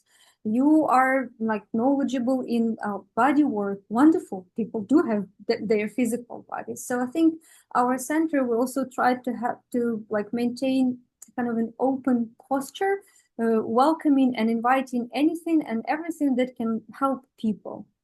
So the third pillar of our work is actually, we may call it best practices, or we may call it everything that works.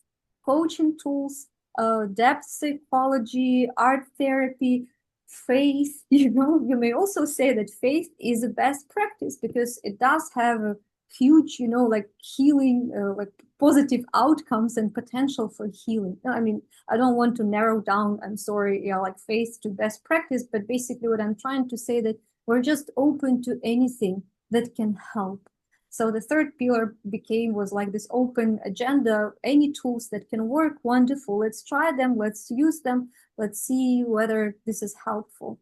And then the fourth, like our pillar, our anchor, became what we call a ripple effect of care. So if you look at the slide, and you will see this drop of water, right? When like a little drop when it goes into the water, and then there are these circles. So we call this the ripple effect of care. So what we believe in and what we have experienced, and also what Alexandra said, right? Hurt people. In the same way, we can say that healed people can also heal people, right? Or like a happy person can share more happiness. A joyful person will share more joy, right? So we believe that, you know, even when it's like a little drop of healing, of care, of compassion, of love, it will definitely have the triple effect. So for us, this metaphor is also helpful because sometimes we ask ourselves, oh, like, are we making enough impact? Right? But we just have also to remind ourselves that we have our limitations in terms of time, resources, funding, human capacity, technical aspects. So we just do what we can with what we have. And even when we have one or two persons coming to our group sessions, we can look at this image and remind ourselves it's good. You know, this one person can feel better after the session and will go to this woman will go to her child, to her home, to her work tomorrow, and there will be this ripple effect of some good effect. So another pillar is this ripple effect, right? When you touch gently a human soul or an individual, it will also that the care will spread. And then also another pillar of our work is it is related to the ripple effect, but it is also like a systemic approach lens because we understand that there is an individual, right? There is a human being, and it's also usually in the context of a family. And then many families, right? They make a community, and then and actually many communities make their city, and then many cities make their country, right? So we also try to use like systemic plans. That's why we again and again going back to this transgenerational matters and generational matters, because we understand that again even when we work with one individual, it will have this like ripple effect. This person is part of a community, is part of the family, and then at the end of the day, we're all actually a big family. Yeah, so like the systemic approach is also something that we also use, and uh, there is no like visual for this here. And another type of systemic approach that we use, we understand that an individual, no one is like how to say, I forgot this English like basically that no one is an island, right? That we're always part of some kinds of systems, or part of the organization where we work. We're part of the country where we live. Like, you know, I'm in Singapore, Alexandra is in Belgium, Yana is in Stri, right, in Western Ukraine, and we always we cannot leave parts of us at home, right? And say, oh, okay, I'll take this part and I will go to work. So usually we like it or not, we realize it or not, but we are bringing our whole selves wherever we go. So again, it's about the respect and honor of like every individual soul, that we really look at the soul as something sacred, as something very precious. We understand that this one soul that can experience healing, can feel better, will also again contributed to the community and to other systems, right? Where this person is part of. Mm-hmm. And there is a name that we would like to mention. It's Dr. Elizabeth Kubler-Ross, and she has done an incredible, I think, work for the humanity in terms of she was a pioneer who has made millions of people think about and actually learn about palliative care, about the journey of grief, about the phases that we're going through, right, as individuals when we're experiencing grief. So she is someone who has created an incredible legacy, and there is Elizabeth Kubler-Ross Foundation, and John is with us now as the vice president of this foundation. And we look at the Elizabeth Kubler-Ross Foundation always as uh, as a place that has created also space, healing space for us, and that has brought so many blessings into our lives. Because we connected on the topic of grief, how it started. When the war started, I reached out to Joan and I asked her, knowing that Joan was working in palliative care and seeing that we have to deal a lot with grief and work a lot with grief. So I asked, is there any training maybe that we can go through as a team to be better equipped to work with grief and to accompany people in their bereavement journey? And this is how it started for us, although I've known Joan for some years already before. But for us as a psychology center, Joan invited like some 30 people to join the email list. And one thing led to another. And actually, we got also to know more about the work of Elizabeth Kubler-Ross, and we met with a lot of incredible people who has supported us in our healing journey, in our also learning journey. We went through a training, Healing Through Grief. It's a beautiful, like 8-module program, which was done by the foundation. And the work of Elizabeth Kubler-Ross has helped us and to process our own stories, our own experiences. We're also we're offering these like tools and frameworks and models to our communities as well in Ukraine.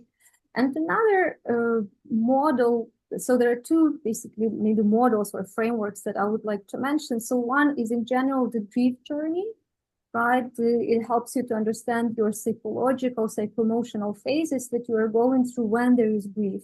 And it is also very helpful for us as practitioners because basically if someone is at the beginning of this journey, if someone is still, for example, in shock or in denial, or if someone is experiencing an overwhelming rage, this is not the time to like talk about acceptance, right? So we just have to honor people in their own grief journey. And this is also what we've heard many times from different speakers that were teaching this course, Healing Through Grief, that grief like doesn't have you cannot put grief in a box. Like this is your timeline for grief. In 3 months, you should be fine, right? Like, or in 6 months.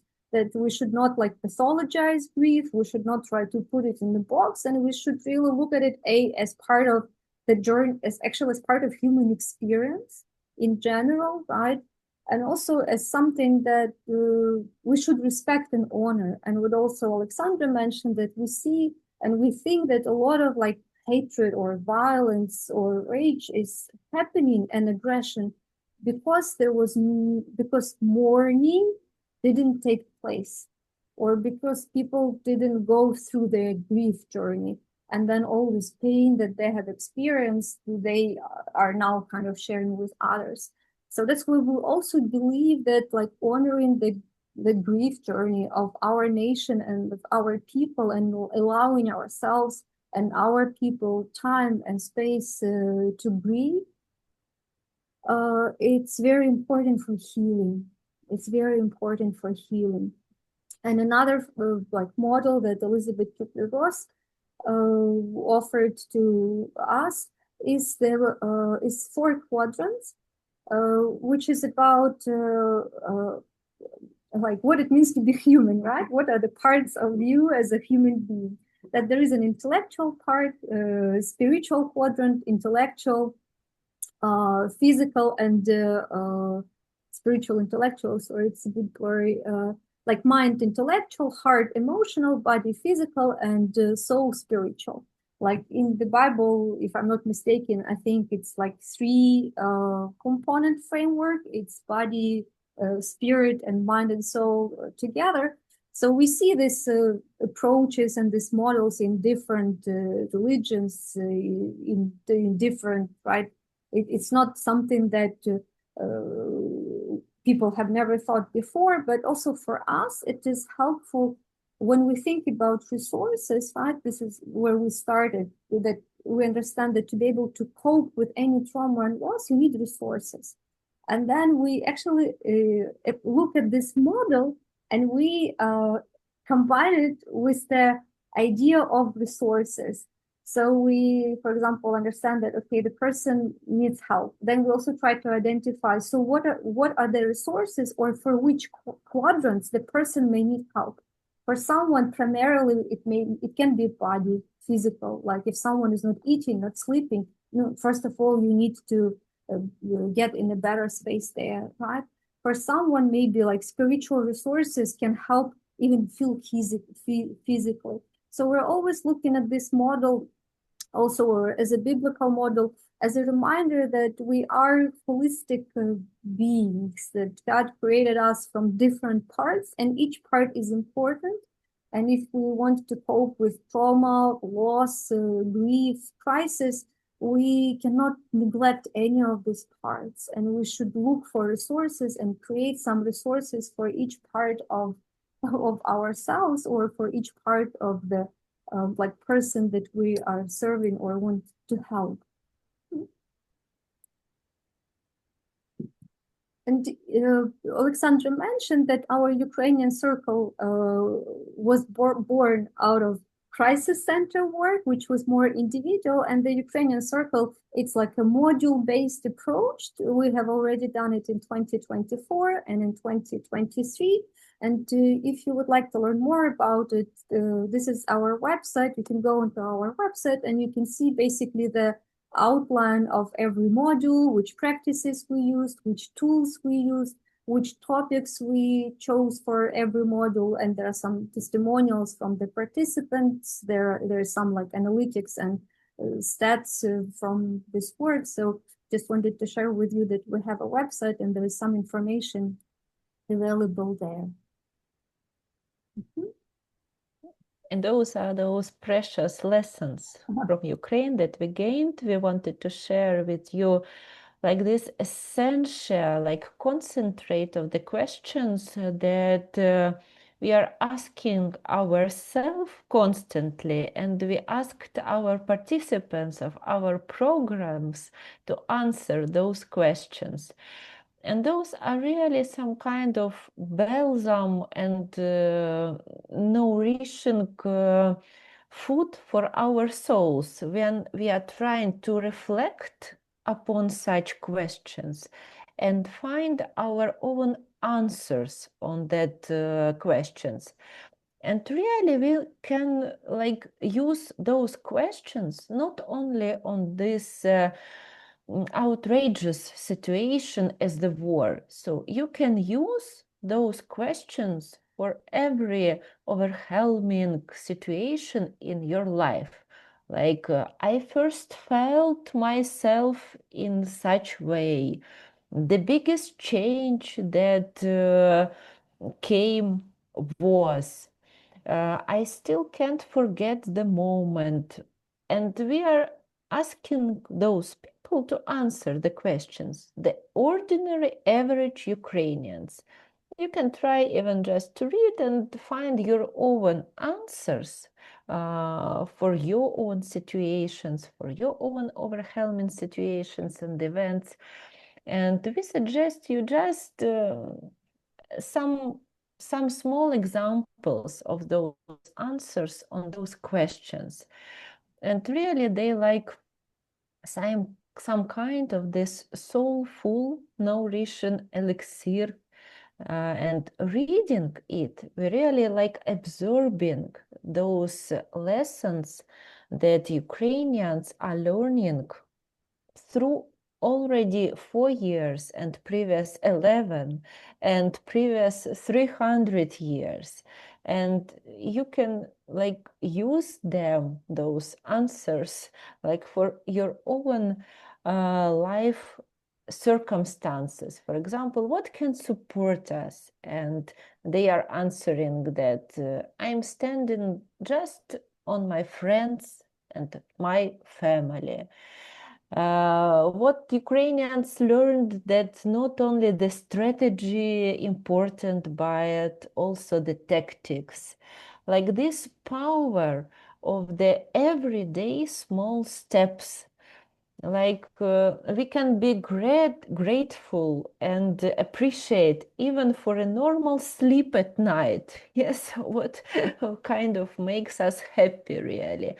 And what, for example, have changed, yes, this the most valuable thing we are started to appreciate is the power of people, of community and love.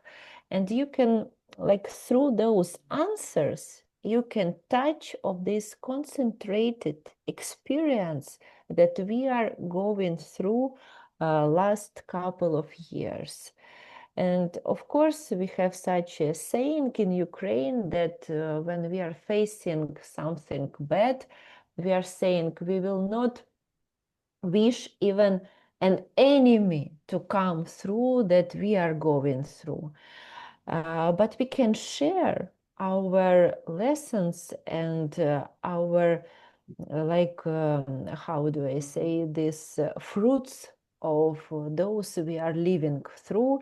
And those are some of examples of what is workable for us, and that could be like this universal lessons also of love, of compassion, of surviving, and how to keep going on and to preserve ourselves and the core of whom we really are.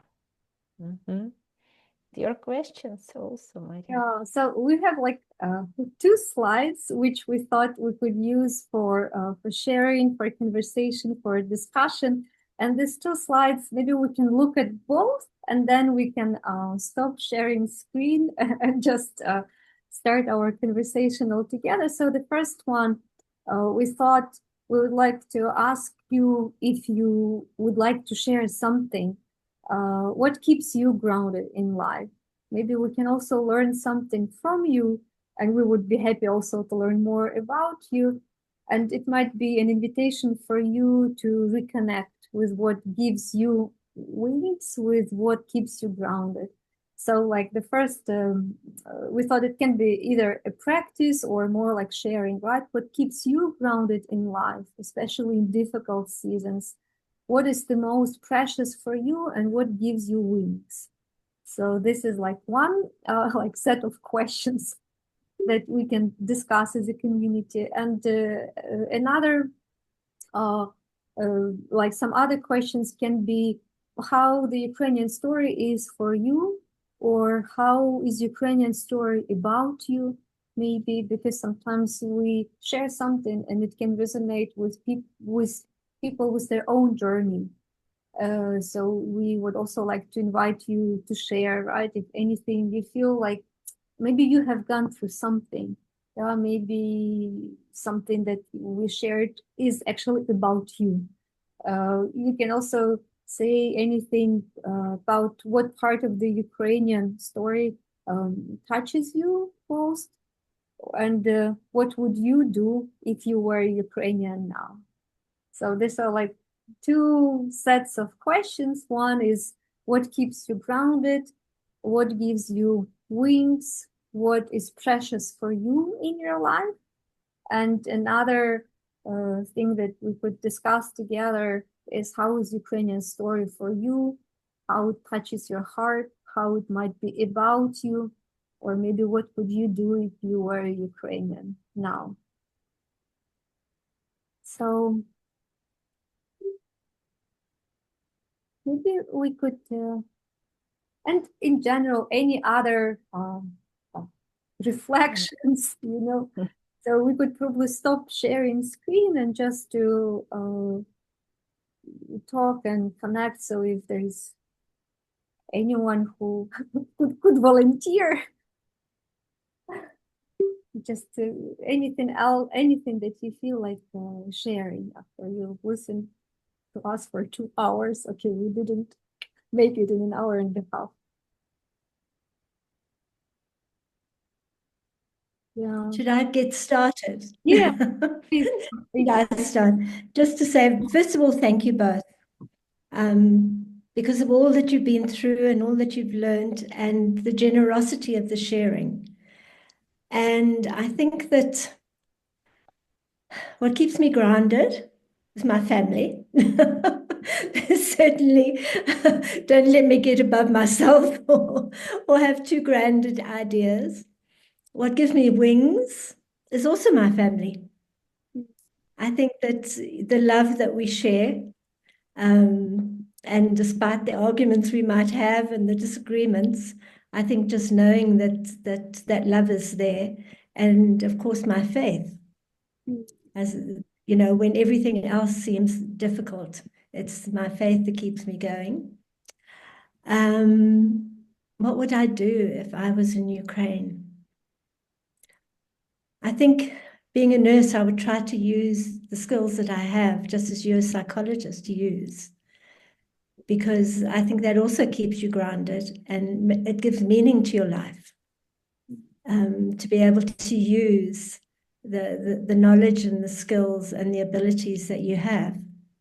And I think that in a case like that, and I have never been in that situation, and I pray I never am, is I think being able to hold on to what is part of you and what you're called to do, can give you meaning and purpose in that situation. So that's just to start the conversation. Thank you. Thank you. Thank you. Thank you for sharing. I can read also a message from the chat. Yeah, Toko, maybe it's someone who wrote from Uganda. Thank you for the wonderful insights, and okay, interesting that it can be used in many humanitarian settings in the world. I did like the idea of integrating faith and psychology. Yeah, it kept me thinking of how God can use us to be blessings to other people using our different professions. Yeah, you know, God can use, I think, everyone, especially if you're open and if you're willing to do what He calls you to do. Yeah, anyone else would like to share anything?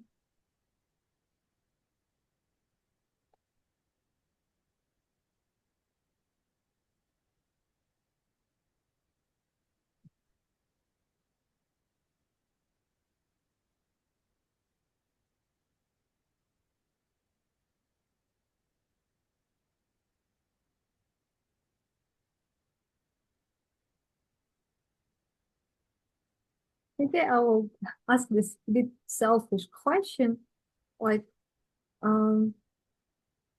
about Ukraine, right? Because most of you here are like looking at Ukraine being like outside Ukraine, right? So you look at us as a country, or like as a country, as a nation, as a Ukrainian community.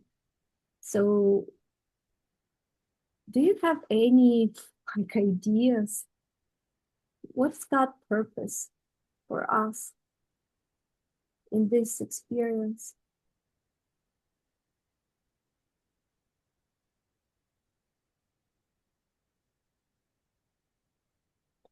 Or how can we, yeah, how can we heal as a nation, yeah, after such experience?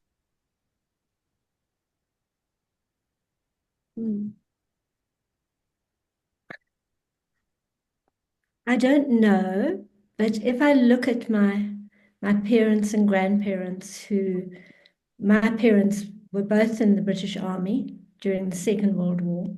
Their parents had lived through the First World War and the Second World War, with a hatred of Germany and the Germans, and yet they healed. So I can't tell you how it will happen or how it happens. And I can remember when I was younger, there was still this feeling going to Europe, and still when we were in Germany, this feeling we were British and they were German, and we wouldn't, want to really mix too much with them. but healing does take place. So while I don't know how, I think that we have examples that healing can take place, that can perhaps give us hope. Yeah, yeah. But the how, I don't know. But you know, having seen my parents and grown through the time that they were both in the army. That's how they met. That's where they got married, and how they changed from when I was young, and an acceptance that people get caught up in a war that isn't of their making.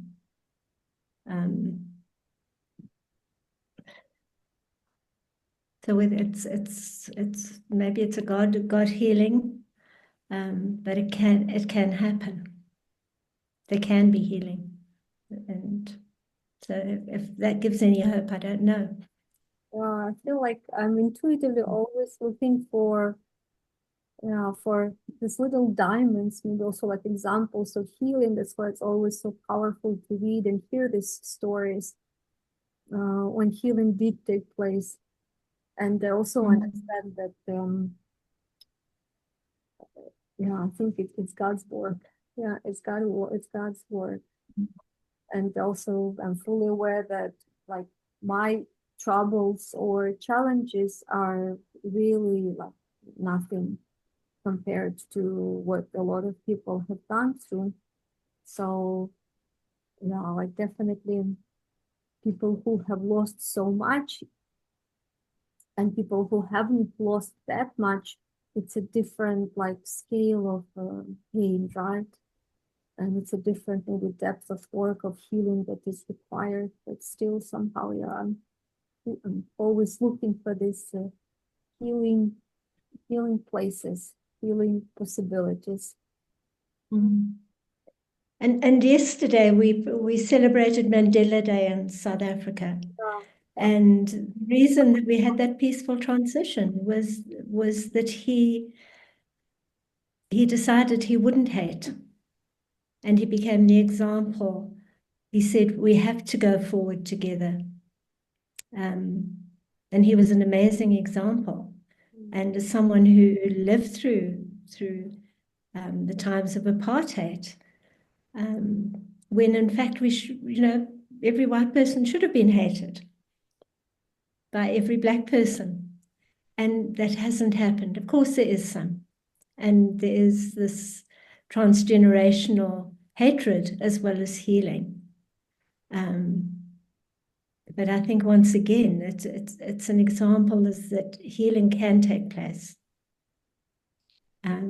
Because at the end of the day, we're all human together. And we have to see the humanity in the other. And sometimes when I pray for people that I feel are so totally evil, I think I'm praying for that spark of humanity. The fact that they were made in the image of God just as we are. Yeah. And inside there must still be a spark that can perhaps be touched.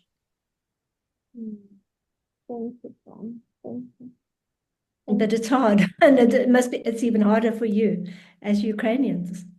As one of our Ukrainian priests said when someone asked him about forgiveness, and he said, no, I don't remember the exact words, but something that it would be good if first they could just stop killing us. Yeah. Yes. And this would be a good starting point to talk. That would be. Yeah, to talk about. And of course, to talk about. It will only take place after the killing stops. Yeah, it cannot take place spontaneously. It just just against your own life, right? So we're just hoping and praying for this at least stop healing phase soon. Yeah, so that other like forces and maybe like phases of healing can start its new journey. Yeah, but it has to stop first for for grief, for mourning from both sides, right, to take place. It's really so many lives got devastated. But yeah, it's hope. Thank you so much. So if there's anything else anyone wants to share, please share, or you can also, if you have some thoughts later, like reflections or any, I don't know, any ideas or anything that you will feel you would like to share, please drop us a message. We are always happy to hear from people who care, from people who have been journeying with us, and from people who heard our story. Maybe you can also help us like learn more or grow more. So you know where to find us. We are on all social media platforms. You have our numbers, you have our emails, you know where we are. So thank you so much for joining us. We recorded the session. We hope everything will be okay with the recording, and we can put it on YouTube. So if at any point in time you think anyone can benefit from our story, we would be happy to share it. Thank you. Thank you. Thank you. And maybe as we talk of hope, just saying that I think what Ukrainians have done, if you've given people hope in themselves by showing that despite everything, that we have that strength, we have that resilience, we have that perseverance, and we have that faith, that goodwill win. And that's the lesson of history. I'm holding on to that. Yes. On to light. I need to hold on to the people around me, the good things, and just really to get myself grounded in that space. Thank you all so much. So then, okay, thank you. Yeah, and lots of love to you, and we'll be in touch very soon. Yeah. Denny, you want to share something, or? Would you want to stay for another 2 hours? No. Well, no, I just two quick comments really. I think what's really helpful for me in my own journeys and my own struggles is that there are always two levels in which I look at my life. One is the existential, the engagement, what's happening now here.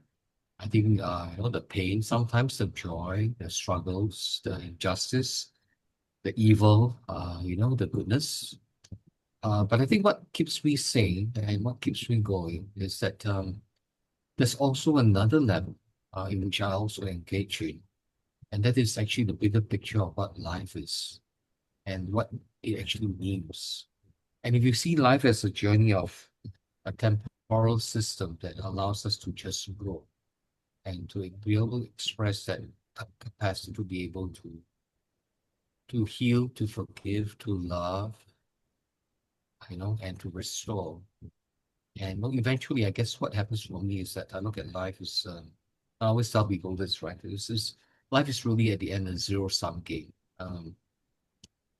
We actually will all die one day. It doesn't matter, and when you and I go, the truth of the fact of the matter is that it doesn't matter to what we have, how much we've succeeded, how great we are, or what, PhDs we have, or, money and all that. It doesn't. We all just go. And if you see the big picture and you understand that we're only here for a very short period, and then you begin to see a certain purpose in that time. And for me, it all that starts to make sense. For me, it's not so important anymore whether or not, the day starts off well. I mean, of course, I wish for it. Or whether sometimes, I didn't ask for things, but it doesn't work the way it wants to. It doesn't the way we want it to work. And sometimes people just come and they cause a lot of problems. But it's okay, because there is still a bigger picture into life. And the picture is to weather that storm. The picture is to go through life and to do what we can. Eventually run that race and just finish it and just say, hey, I've done all I can. And for all that I've gone through, what have I done? Have I been able to share that love? Have I been able to share that, grace? And have I been able to give that, to somebody? If I have, then perhaps, I've done what I can, and that's all I can do. And there's nothing much left that I can do. And I think, that's it. And at the end, like I said, there is always these two ways I look at life. One is the here and now, and the other one is, what is it all about? Why is this? And a quick one on healing. What helps me to heal is actually this inner thing. It's about making peace. It's about contentment. Learning to be happy in the state that we're in. A lot of people think contentment is being happy with what we have and so on and so forth. My definition of contentment is actually quite different. My definition of contentment is actually this: making peace with what we cannot have. And I think that's for me, that's a much more powerful thing, because it helps me to look at life and look at the situation and say, it's okay. It's really okay. Yeah. And once I begin to see that, again, contentment comes, the peace comes. And when the peace comes, for me, I think, the healing comes as well. Yeah. So if someone has wronged me, someone has hurt me, I sit there and I go, all right, what's the point here? What can I do? What's the best response that I can have? What's this all about? Why is she that way? And what can I do to redeem them? And if there's a way to do that, you just do it. If you can't, that's it. And I've done that, and I'm happy. And I think that's all I can ask for. Right? So anyway, I think I'm going to stop here. It's midnight here, I think. Yeah. So it's late for you. Yeah. Well, Maria just came from a very big party. Yeah. A celebration of Singapore National Day. Yeah. Just came from a huge party, and with fireworks and everything, and yeah. Oh wow. This recording goes on YouTube. You, as always, making like my private life a bit more public. It's all right. You have was edited. You have it's good to be happy, Maria. Yeah, yes. Celebrate life. Celebrate life. Yeah. All right. Okay. Anyway, thanks everybody. Singapore. Good night, everyone. Yeah, thank you so much. Good night, then. Yeah, thank All you. right. All right. See Good night, you. everybody. Take care. Take care. Good night. All right. Thank you. Blessings. Thank you for joining us. Thank you.